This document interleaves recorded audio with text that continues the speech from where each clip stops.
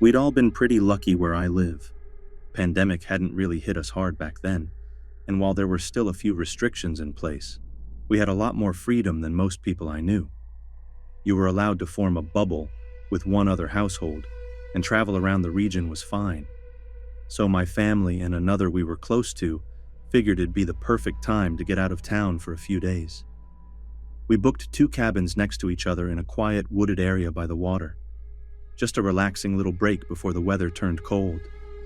It was one of those early autumn weekends where everything feels just peaceful. The trees were turning, the air was crisp but not cold, and it felt like the whole world had slowed down a bit. We barely saw anyone else, just a few empty cabins scattered nearby, and the only sound other than us was a dog barking now and then off in the distance. We weren't even sure which direction it was coming from, just that it wasn't too far off. The last night there, my kid decided he wanted to sleep over in the other cabin with the children from the other family. Around 11 or so, he called over asking if I could bring him something he forgot. It was pitch black out. No lights out there except whatever we had with us, so I grabbed a flashlight and headed over. It was just a short walk between the cabins, and everything was quiet. On the way back, I heard a sound that caught me off guard. Not loud or sudden, just unexpected. It was a whistle. Not some bird sound or wind through the trees, but a very deliberate kind of whistle, like the kind someone makes to call their dog. I paused, shined the flashlight around, didn't see anyone, and figured maybe the barking dog we'd heard earlier was out again. It didn't seem like a big deal. Not long after I got back, my son changed his mind and wanted to sleep in our cabin after all.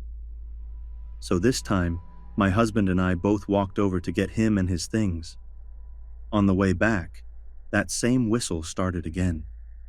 It sounded like it was coming from ahead of us on the trail and moving slowly away, like someone walking down the dirt road and whistling every now and then. My husband shrugged and said it must be someone out looking for their dog. That explanation made sense in the moment, so we didn't think much of it. But once we were back inside, the sound didn't stop. It kept coming and going, never too frequent, just every couple minutes or so. Sometimes it was far off, then closer again, like whoever it was had circled back around. You'd hear it get louder as it seemed to pass by our cabin, then it would fade again in the opposite direction. Over and over like that, for what must have been more than an hour. Eventually, my husband went up to the loft to sleep, and I stayed downstairs packing up a few things for the trip home the next morning. My son was asleep in the little room by the front door, and we'd left his window cracked open since the night air was still kind of warm. I was tidying up near that window when the next whistle came, and this time it wasn't far away at all. It was loud, like right outside the window. No mistaking it. I froze for a second, then rushed to the front door and threw on the porch light, fully expecting someone to be standing there. But there was nothing. No footsteps, no rustling in the woods. I took a few steps out with my flashlight, but didn't see a thing, and honestly, my gut told me not to go any further. So I went back inside, locked every door and window, and made sure all the blinds were closed. I didn't want to leave my son alone downstairs after that, so I grabbed a blanket and settled in on the couch with a book. But the whistling didn't stop. It would come and go, again and again, and every time I'd try to rationalize it. Maybe it was a bird, maybe some random forest sound, but nothing quite fit. It had that unmistakable human quality to it, and it wasn't consistent like a machine or a device. It changed a little each time, like someone was intentionally doing it. Sometime around 1:30 in the morning, my husband suddenly got out of bed and started getting dressed. I asked what he was doing, and he said, "I'm going to find out who the hell has been whistling all night." I couldn't believe it. As curious as I was, the idea of him going out there freaked me out. I practically begged him not to, and thankfully, he decided to stay inside. I stayed awake for a while longer, listening to the same pattern repeat again and again, until I eventually passed out on the couch. The next morning, Everything was still and quiet again. Sunlight was coming through the blinds like nothing ever happened. I opened the door, half expecting to see boot prints or anything really, but there was nothing unusual outside. We walked over to the other cabin with our coffee to talk to our friends, and weirdly enough, they hadn't heard a single thing. Not even once. Which was strange, considering that if someone had been walking back and forth whistling for hours, they would have passed right by their place too. When we checked out, I asked the woman at the desk if she'd heard anything like that before. She just gave me a confused look and said no, not that she knew of. After we got home, I spent way too long looking up bird calls and animal noises to try to explain what we heard. But nothing sounded even close to what had echoed through those trees that night, circling our cabin over and over again for hours.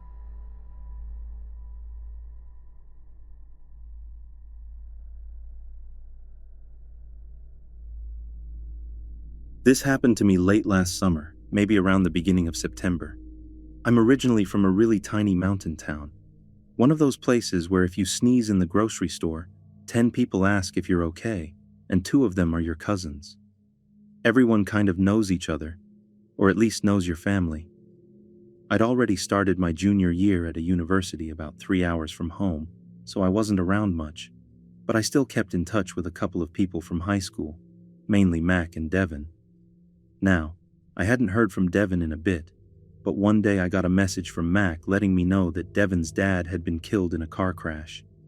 It was sudden, one of those highway accidents that you hear about, but never expect to hit that close to home. Since Devin's family had moved to our town when we were teenagers, she didn't have much extended family nearby. Mac went back for the funeral, and I planned to come up after my Friday classes to keep Devin company for the evening.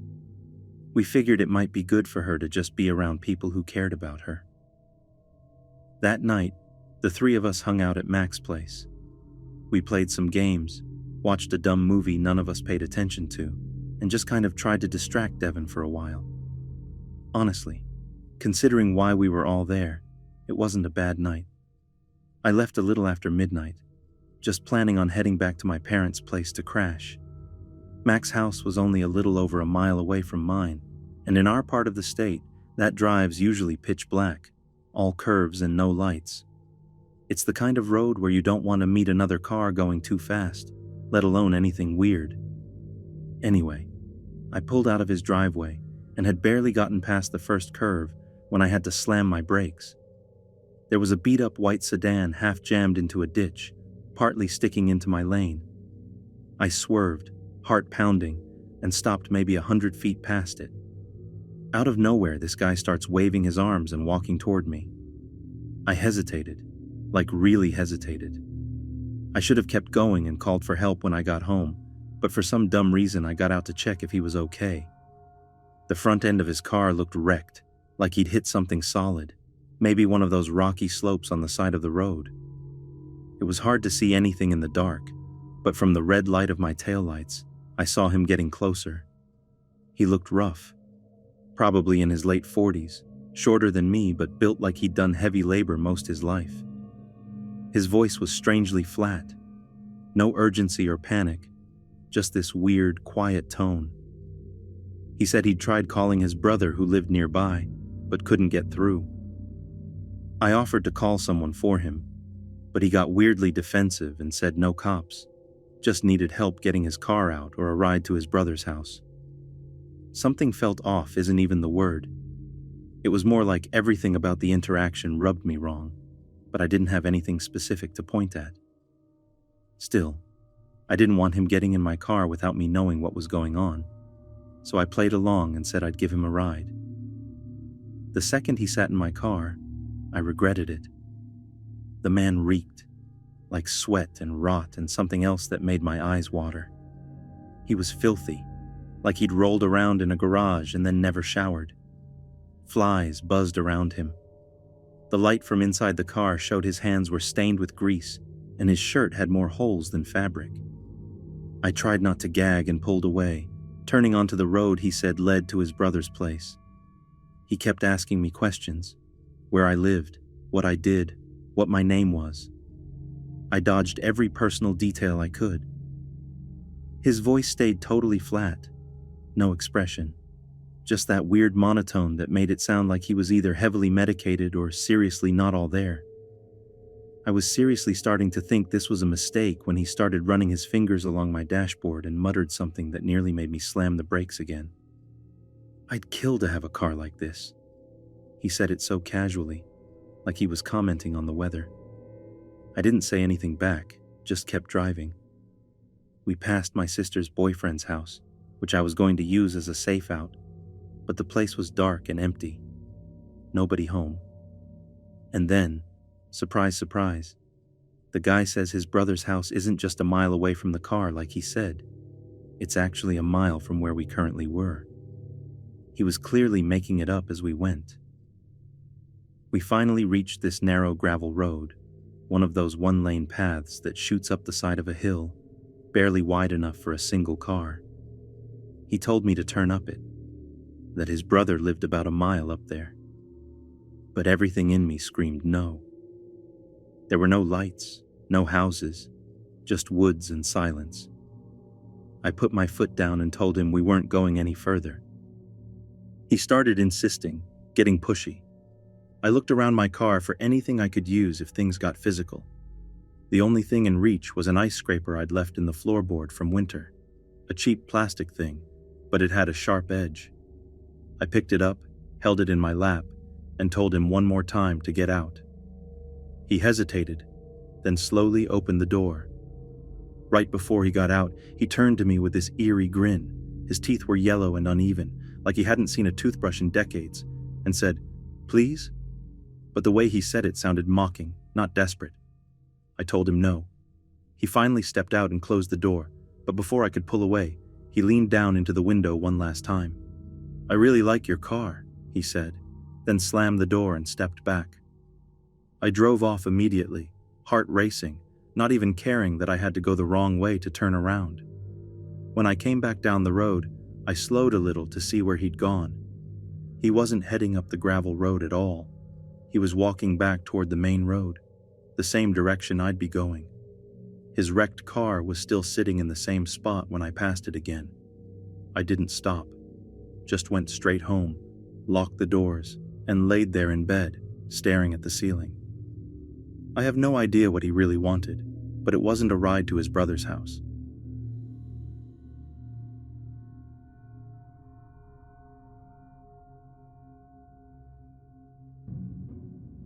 It was during my final semester at college in the US that I decided to check something off my bucket list, a solo hike on part of the Appalachian Trail. I've always been more of a mountain guy than a beachgoer, and while I've trekked across plenty of ranges in Europe, the Appalachian Mountains had this weird kind of pull for me. There's a kind of age to them that feels ancient, almost like they're watching you back. I'd read a ton of hiking guides and way too many creepy stories about the area. Those didn't scare me off, though. If anything, they made me more curious. Since my spring break didn't line up with my girlfriend's or my friends' schedules, I figured I'd go alone. Probably not the smartest idea in hindsight, but I was set on it.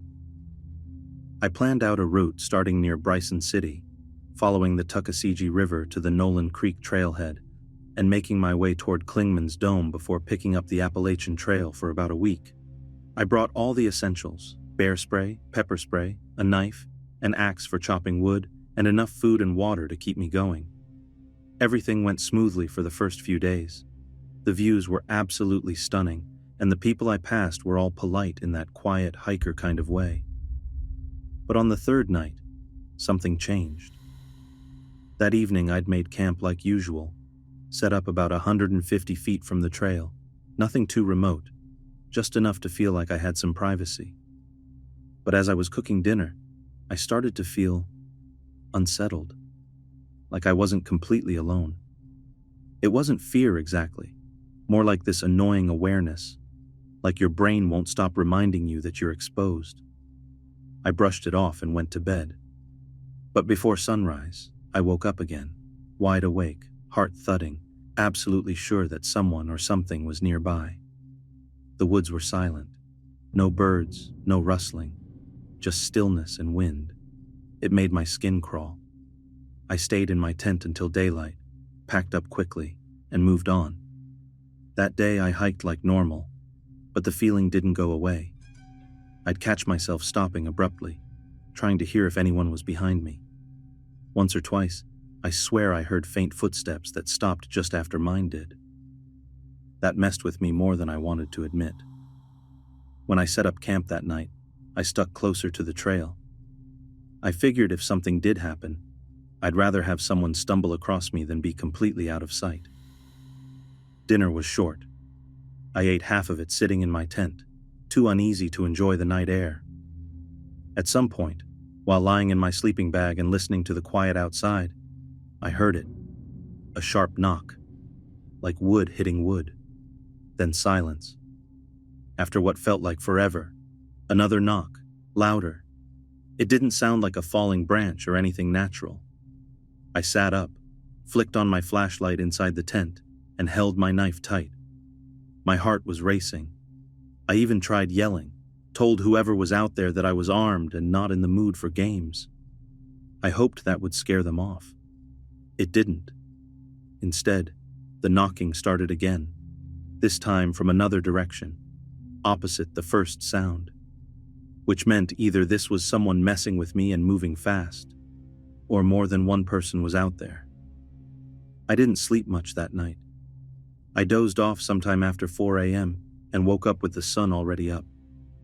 When I stepped out, I didn't see a single person, not even a footprint that stood out. It was like nothing had happened, but I knew what I'd heard. The rest of the hike was more of the same. Every night there'd be more knocks, sometimes just one, other times several from different sides of my camp. A couple of times I thought I heard someone humming, really faint, like someone singing under their breath way out in the trees. I never saw anyone, not once. But every day I kept feeling like I was being followed, and I couldn't get rid of that sense no matter how many miles I walked. When I finally got home and told my girlfriend about it, she told me it was probably all in my head. And sure, maybe it was. I never saw anything. But even now, weeks later, I'll wake up at night and feel like I'm back in that tent, knife in hand, waiting to hear that first knock in the dark again.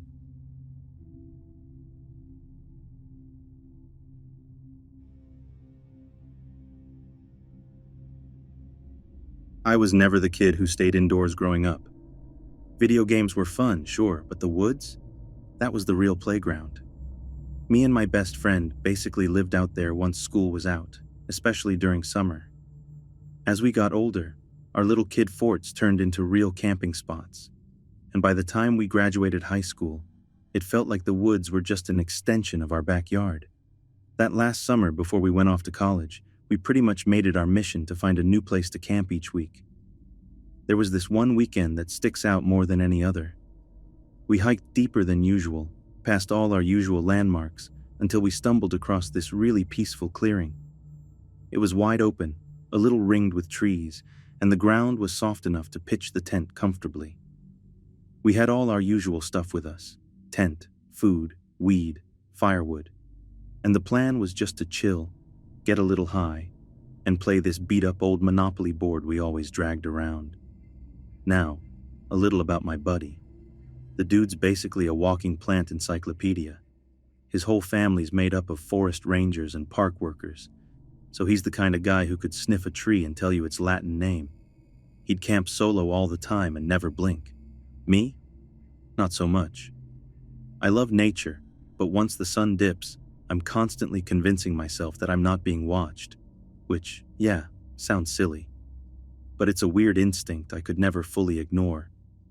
I was always fine when I had someone with me, though, and this time, I had him. So we're a few hours into the night, fire's going strong, and we're both laughing, trading dumb stories, just passing the time. He's sitting in this tiny fold-up camp stool loading up a makeshift bong, and I'm next to the fire snapping little branches to toss in. That's when the breeze hit. It wasn't just a wind. It had this sharp, almost focused push to it, like it cut right through the clearing with purpose. The flames danced low for a second, and in that brief pause, both of us just froze. No word, no movement, just silence. Then we heard it. From somewhere just across the fire, near the tree line, there were footsteps. Not casual hiking ones. These were spaced out weird, like someone sprinting and stopping, then walking, then sprinting again. It kept looping like that, all concentrated in one patch of brush. It didn't make sense. It wasn't some deer or animal. The rhythm was all wrong, too deliberate. Then everything went quiet again. No wind, no movement, just that crushing silence. I didn't see anything, but I knew something was crouched right there watching us. I stayed crouched, half frozen, staring dead ahead. Then my buddy whispered, "Hey man," and the way he said it, like he was trying not to lose it, snapped everything into focus. I hadn't felt scared until I heard him scared. That did it. This wasn't just a weird night in the woods anymore. This was something else. My body locked up, like I wasn't even controlling my breathing anymore. After what felt like forever, he slowly tossed some leaves onto the fire. When they hit, the fire dipped low, and we were in total darkness for half a second. It was probably the longest half second of my life. Then, whoosh, the flames popped up and lit everything again. We kept throwing on leaves, twigs, anything to keep it roaring. I remember keeping my eyes on the exact same spot, just waiting for movement. But whatever was there didn't budge. It stayed like that for maybe an hour. No sounds, no steps, no rustling, until finally we heard it walk off. Real slow, heavy. But what got me wasn't even the footsteps leaving. It was realizing that the weird smell we'd both been ignoring was gone too. It had crept in slowly, like rotting eggs or some industrial chemical. And when it left, everything suddenly smelled clean again. Neither of us slept properly that night. He didn't lie down once. I maybe dozed off for a few minutes with my head resting on my knees. We didn't talk much until the next morning. We just packed up and made the walk back without saying a word. Even now, we'll bring it up every once in a while, and it still gives us both that weird, tight feeling in our chests. My friend hasn't camped out there alone since, and trust me, before that night, I don't think anything would have scared him off.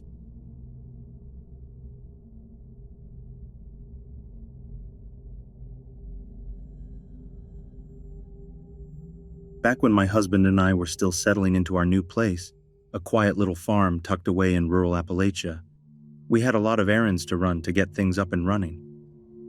This was a couple winters ago, and since propane heat was the only reliable option out there, we had to make a trip to one of the local supply stores in town to grab a tank. Neither of us had ever lived that deep in the country before, so everything was still kind of new and charming in its own way. You know, folks waving at you on the road, small talk with strangers, the whole deal. We were in the checkout line just minding our business when this older guy walked into the store. I'd say he was in his late 50s, maybe early 60s. He immediately made eye contact with us, which isn't that unusual in a small town, but something about his expression was intense, like he wasn't just noticing us, but studying us. He wandered over to the clothing section, picked up a women's shirt, random as hell, then came back and got right in line behind us. And I don't mean in line like a normal person. I mean right behind us, close enough that I could feel his breath brushing against the back of my neck. Trying not to make it awkward, I smiled politely and said something like, "Good morning," hoping he'd realize he was standing a little too close. No such luck. Instead, he lit up like I'd invited him into a full-on conversation. He started out friendly enough, talking about the cold weather, how slow the line was, and some story about picking up his great-aunt from the airport later that day. But then, he started asking questions that didn't really belong in a 5-minute checkout line conversation. "Where are y'all from? Do you live nearby? How old are you two?" We both looked young for our ages, so maybe he thought we were just out of high school or something. Either way, it was starting to get weird.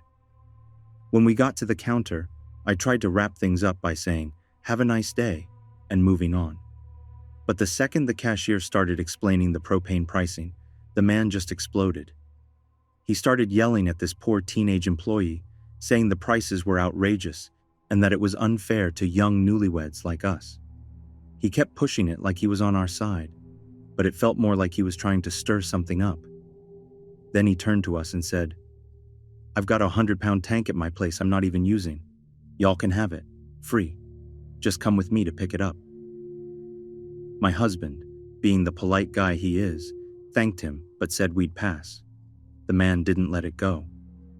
"Come on, it's just 20 minutes from here. I've actually got 2 tanks. You can take both." My husband again turned him down. That's when the guy added, "We'd have to go now though. I've got to be at the airport in a couple hours." It wasn't until we were home later that something clicked. He mentioned needing to pick up his aunt and leave for the airport in 2 hours. That didn't add up. Anyway, I decided I'd had enough and said, "No thank you," with a tone that made it clear we weren't interested. The man didn't argue. He just dropped whatever he had in his hands and walked out. Seemed like he was annoyed more than anything. But a minute later, as we were walking to the propane refill station outside, we saw him again.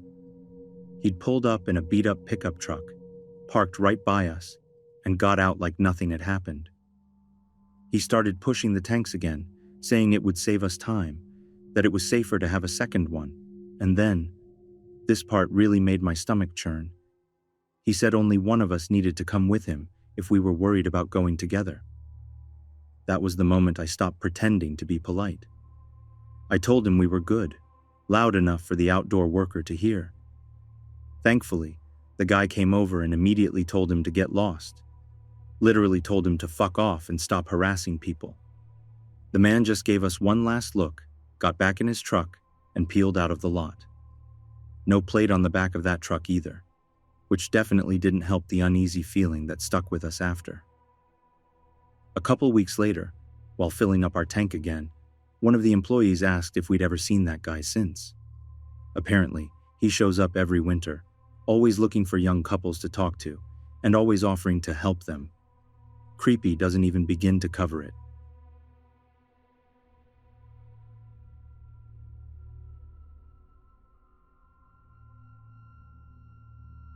The summer before I became a junior in high school, I signed up for this wilderness program through the same summer camp I'd been going to for years. Instead of the usual cabins and lakeside games, this version had us hiking a chunk of the Appalachian Trail over 2 weeks. I was all in. I'd always loved the outdoors, and it sounded like an adventure I'd never forget. There were 11 of us total, 9 girls around my age, and 2 female counselors who were a few years older, but still young enough to joke around with us and not seem like authority figures. About 4 days into the trip, we stopped near this water spigot just off the trail to take a break and have some lunch. It was a quiet spot, shaded, with a gravel road running nearby that occasionally had cars pass through. While we were all snacking and chatting, someone pointed out a white van driving slowly up and down the same short stretch of road, like not just passing through, but circling back, turning around, and doing it again. It looked kind of like one of those run-down work vans you'd expect to see full of tools and ladders, but something about how it kept reappearing had everyone a bit uneasy. Eventually, the van pulled over and rolled right up onto the trail, just a short distance from where we were sitting. It idled there for a minute, and then the driver, this sweaty guy in his 40s wearing a half-buttoned shirt and jeans that didn't quite fit, suddenly jumped out and came running toward us, waving his arms and shouting, "Does anyone here know CPR? My half-brother's having a seizure." Without hesitating, both counselors stood up and sprinted toward his van, I think purely out of instinct. Meanwhile, the rest of us just sat there frozen. It took us a second to process what had just happened. One girl quietly said, "Wait, didn't we see that van like 3 times already?" Someone else added, "Why would he say half-brother in an emergency?" That was when we all kind of looked at each other and realized this wasn't feeling like a legit situation. The counselors came back a few minutes later. Their expressions were totally blank, like they were processing something strange but didn't know how to explain it. We tried asking them questions. Was someone actually in the van? Or what happened? But they didn't really answer, just told us to finish our food so we could get moving again. That's when the man walked back over, holding one of those Halloween lawn decorations shaped like a little boy in a costume. Only this one wasn't holding candy or anything. It was just a plastic kid with weird eyes. He stood there with it, staring at us for a second, and then said, completely out of nowhere, "My puppet here really likes girls." Then he pressed some button on its foot like it was supposed to talk, but it just made a crackling sound and said something robotic that none of us could understand. Nobody said a word. We all just sat there chewing in silence, avoiding eye contact, pretending we weren't as freaked out as we were. Eventually, he gave up trying to get our attention, went back to his van, left the door open, and cranked up music that sounded like it came from a horror movie soundtrack. He stayed parked there for way too long, not doing anything, just staring out from the driver's seat like he was waiting. Finally, after what felt like a year, he drove off without saying anything. As soon as the van was out of sight, the counselors told us to pack up, and I don't think I've ever seen a group of people move so fast. We got back on the trail without finishing lunch and didn't stop hiking for hours after that.